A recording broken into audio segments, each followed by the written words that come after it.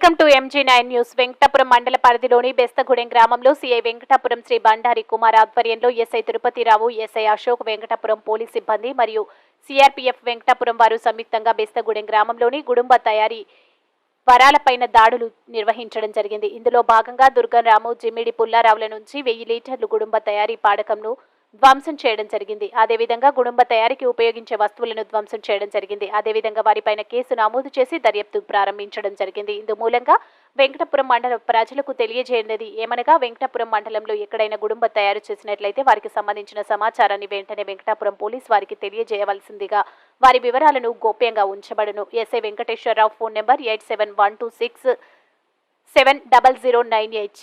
PS Venkatapuram phone number 8712670099. Telangana MG9 news తో reporter Mustafa.